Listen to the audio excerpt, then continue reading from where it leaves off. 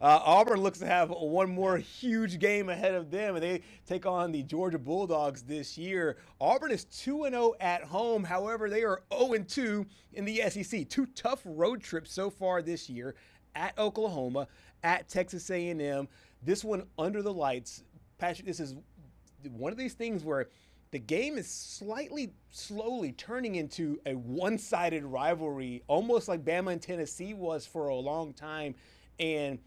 But this could also be a nice little get-back game for the Auburn Tigers. You know, I think this game, fans after this year are going to look back at this game and say, okay, this is where our season went off the rails. That's a good point. Yeah, it's a good point. Or it revitalized our season coming back home. They lost two tough road games, as you mentioned. The offense just hasn't really been able to get anything done. I mean, 14 sacks allowed over 2 games. You're not going to win football games in any league allowing 14 sacks. But, you know, you look at what Hugh Freeze said earlier this week and just the confidence he has, the accountability as well, being able to say, hey, I didn't have these guys in the right spot, but I'm going to make sure, I'm going to do my best to make sure that these guys are in a spot that they can handle Georgia coming into this weekend, which, you know, he might want to start trying to coach like his job's on the line. Yeah. Because, I mean, you look at this game, and if they lose 3 games in a row, the fan base is just not going to be able to turn back. Yeah, and I know it's 3 very tough opponents, and the Auburn fan base is forgiving in some ways, but what they're not forgiving of is compounded, repeated mistakes. Yes. And that's what we're seeing with this Auburn football team, especially up front, especially on the offensive line. It compounded itself from the Oklahoma game to the Texas A&M game. Auburn's had 177 yards of offense in the Texas A&M game. So the offense does not look any better, and that's part of the problem there. They have tremendous talent. The talent's not an issue. They have tremendous talent on the outside. Their O-line, Hugh Freeze does believe in them. They have a good running back, a couple good running backs, Jeremiah Cobb and Alston. However, you know, one of them always seems to be hurt at one time. Now Cobb seems to be healthy. See if Alston can get back on the field. But this is a really interesting football game, and I think you nailed it. I think it is make or break here for the Auburn Tigers about where they view themselves and where they view this season. We'll have much more about that coming up on the other side of this soundbite here. We'll hear from Hugh Freeze about this Auburn game coming off the bye week, going into the Deep South's oldest rivalry. Too tall will probably get some more rotation for sure. But, you know, protection-wise, guys you can't get in third and long constantly. And I don't know. I mean, I know you watch other games, and it's just not going to work out. And, you know, the first thing we've got to do is not create penalties that put us in those positions that allow us to get the ball out quicker with quick game and things that we don't have to constantly throw it down the field or depend upon a draw or something to try to create an explosive play in those situations where you don't want to, again, put your defense in another disadvantaged situation. So those are very tough. So again, I don't, the pass pro is, can we strain more? Sure. We're not going to win those one-on-ones all the time in those situations when they know what you have to do, nor is a lot of other teams. But the teams that are successful on third down are the teams that are winning first down and staying ahead of the chain. So I think that's our biggest. Yes, we can work on technique. Yes, we can work on, you know, our backs protecting better and using our tight ends. And but bottom line, let's don't get in those situations too much to where they don't have to be in where the defense has got their ears pinned back constantly coming after us.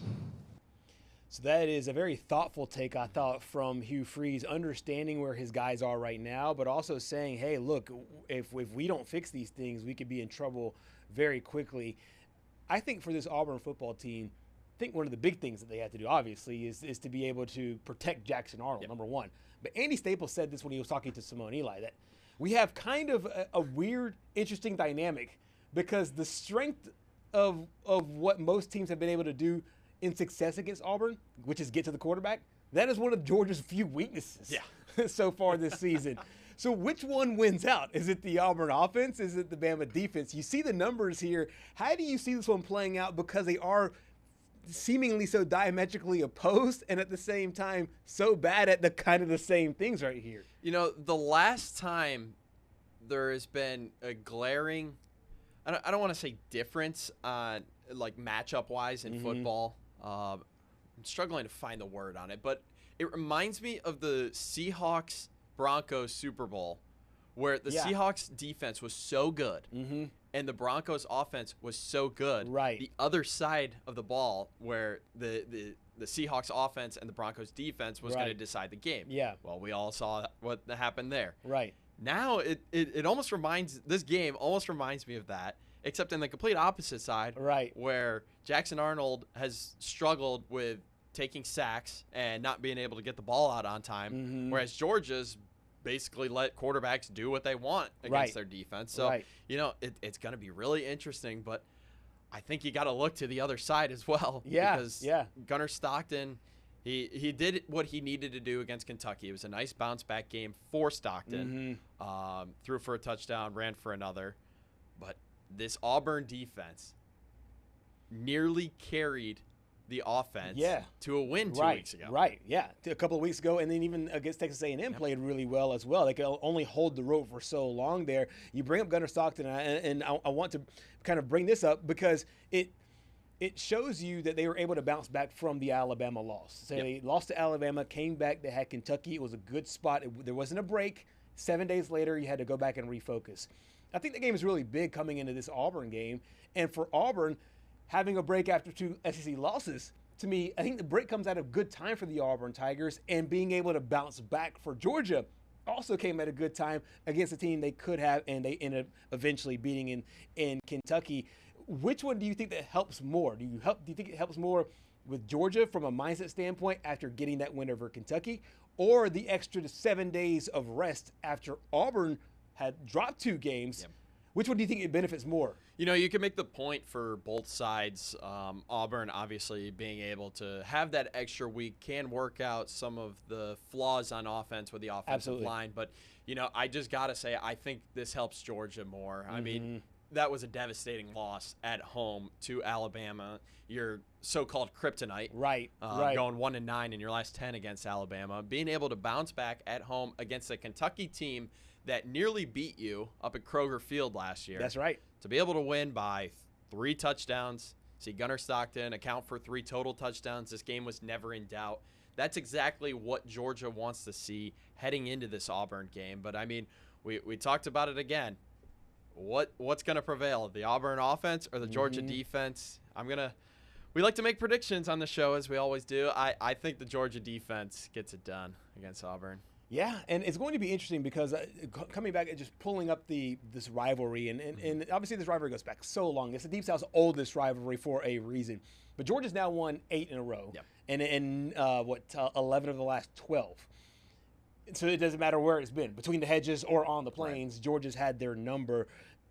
In this kind of game, is it similar to you, the same dynamic that Georgia and Alabama have, where it seems like Kirby, for some reason or another, when it's Alabama, it's just the team just doesn't play the exact same way? Or is this one of those where in your situation, in your position, that it is more just, hey, Georgia's just been the better team, not necessarily a mindset thing. They just walk in with a better product. I think it's Georgia's just a better team. Yeah. They've been able to walk into pretty much any stadium as they pleased over the last few years. The only team to really have their number is Alabama. I mean, you just look at the resume. I mean, they went into Austin last year, took down the number 1 team in the country, and then played them again in the SEC championship, and had your backup quarterback come in for an injured Carson Beck and lead them to the SEC championship to get them back in the college football playoff. So, you know, as much as I want to say this does have that same feel as the Alabama-Georgia rivalry, I just think Georgia has been on such a heater the last few years that it just feels like they have all the momentum in the world. Yep, 8 straight. Last time in Auburn, it was 27-20. The Bulldogs got the win there. Got a chance to hear from Kirby Smart about Auburn and their quarterback in Jackson Arnold. First thing is his athleticism. He's had 2 or 3 plays that were broken plays or, plays that maybe scramble plays, RPOs that were designed to be thrown that maybe the look changed, and he takes off running and he runs for 60 yards. He runs for 70 yards. He doesn't just run for like 8, 9 yards and go down. I mean, he runs like a running back. He runs over you, through you, around you, speed. They run gap schemes with him. They run perimeter runs with him. And then probably the toughest thing to defend is when he drops back and he ends up taking off running. So he's a weapon, and they've got weapons around him in terms of the ability to throw the ball downfield. Yeah, you see it in games. I mean, they've had several games where they've been explosive in use of the skill they have. Like I said, playing on the road in our league is really tough, and they've had 2 times they've gone into, you guys know, A&M and Oklahoma's environment, and it's just tough places to play. But they have the skill, and they've got a lot of them, and they've got a lot of speed out there with those guys, and that includes their backs. Their backs as receivers are fast, athletic guys. Auburn and Georgia meet Saturday, 6:30 on the Plains. A curious line from Vegas, 3.5. That Georgia Bulldogs favored by 3.5. We'll dive into that more as the week goes along. Coming